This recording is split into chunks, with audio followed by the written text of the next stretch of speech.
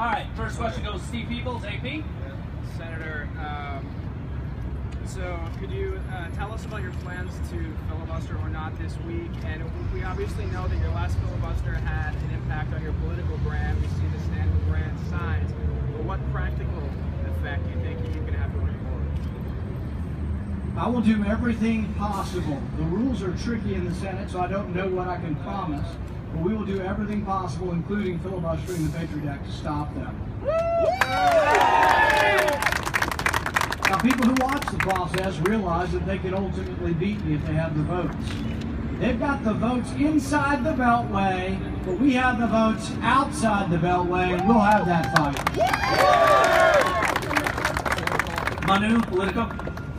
Senator, what about specifically a 2-month extension of the Patriot Act? It's something Senator McConnell wants to see passed. Will you try to prevent the passage of a 2-month extension? Like I say, we have a majority of the votes outside the Beltway, but we do not have a majority of the votes inside the Beltway. Part of what I want to do is rally the country to call your congressmen and senators and say enough's enough.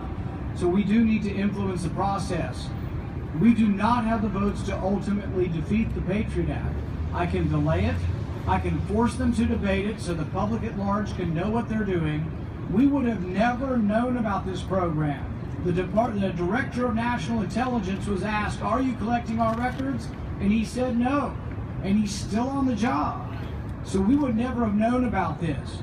What I will demand is that we have time on the floor to debate this, and I will demand that amendments that we put forward are given a chance on the Senate floor to be passed or rejected.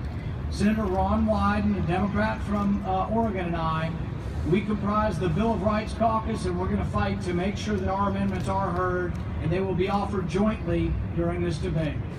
Dave Weigel. Senator, I think Jeb Bush came around to finally saying that Iraq was stable when President Obama took office because of the surge.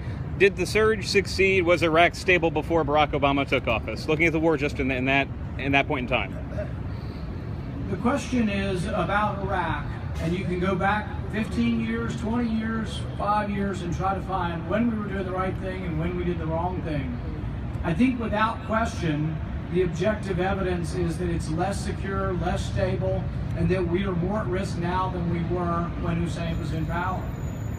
Whether or not the surge worked, obviously it worked. It was a military tactic and it worked. In fact, some of the ideas from the surge could be used again. The main problem we have with controlling ISIS is that the Sunni population is either indifferent, supportive, or hates the Shiite government more than they hate ISIS. Now, over time, I think that will turn, but I think there are ways that Americans and our interaction over there can influence the support of the Sunni chieftains, and many will say that the surge success was enlisting and encouraging Sunni chieftains to be on our side, and I still do favor that. Matt Boyle, Breitbart. It's been more than 30 days since Secretary Clinton announced that she's running for the Democrat nomination. She hasn't done a single press interview. Why do you think that is, and do you think she needs to come out and sit down and talk to the media? The question is about why Clinton doesn't take questions. Fear. I don't know. The thing is that I have a question for her, and I'd like you to relay it if you do get a question to ask her. We need to ask her the same question that was asked of Jeb Bush, but ask about Libya. Are we better off or worse off with the invasion of Libya? I think without question, the objective evidence also shows that Libya is a disaster. It's a jihadist wonderland. It's a failed state. Our ambassador was assassinated. Our embassy has fled. And I think ISIS now organizes to a much greater degree in Libya. So the question I have for Hillary Clinton when she does answer questions is, if you had to do it over again, would you have toppled Gaddafi? Katie, Washington Post. Senator, would you allow an up or down vote on the USA Freedom Act? And if so, would you vote yes or no? The question is on something called the USA Freedom Act. This, to my mind, basically takes the phone program where the government collects all the records, but instead has the phone companies keep the records, but it keeps the form of the program in place. My fear is that while people want to reform this or for the Freedom Act, that the Freedom Act actually expands the Patriot Act. the court has now ruled that the Patriot Act does not sanction or give approval to the bulk collection of records. My fear is that the USA Freedom Act, even in transferring that power from the government to the phone companies, actually expands the power of government. My other fear is that the USA Freedom Act says that it has to be specific to a person, but they acknowledge that a person could be a corporation. I'm opposed to warrants that are given to corporations to collect millions of people's records. I think that because the phone company holds your records, you still maintain a privacy interest, often a written contract with them to keep your phone calls private. So I think that there shouldn't be the ability of a single warrant to release our records. I'm fearful that the USA Freedom Act might still allow that. I'm fearful that it also might make the ACLU's court case moot. There have been folks within the ACLU that are putting out information now saying they're worried that their court case could be made moot by passing the USA Freedom Act. I want their court case to not only go forward, I want it to be upheld at the Supreme Court. So you don't. Tom from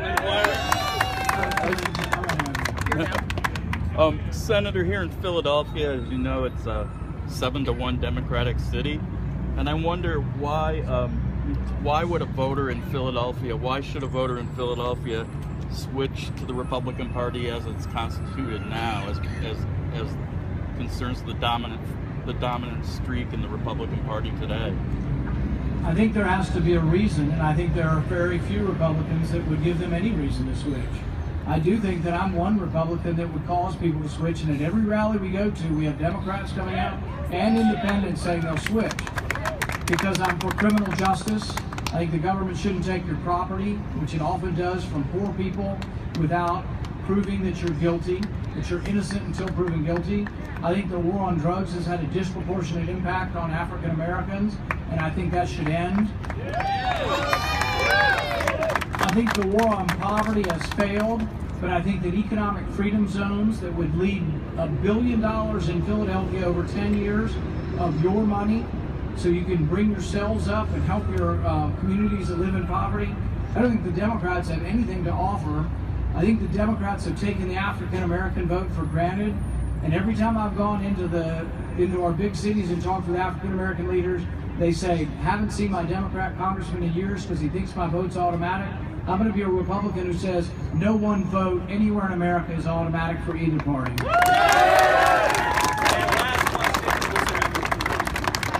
President Obama announced a number of demilitarization actions today. I wanted to get your reaction to that. What do you think needs to be done about police militarization? The question is about demilitarizing the police. I see no reason why a 20-ton mine-resistant ambush protection vehicle should ever roll down any city in our country. The president can change some of this through executive order, and I commend him for doing so. The program's an enormous program, and I also have a bill to change this. A third of the so-called surplus equipment that is used like in Afghanistan that we're putting in our cities, which I think is inappropriate, is brand new. Why would we be taking brand new military equipment and putting it in our cities and then replacing it with brand new equipment? We gave out 12,000 bayonets. I haven't seen the list yet, but I hope we've removed bayonets from something we're handing out. There is no reason that the police force should be the same as the Army.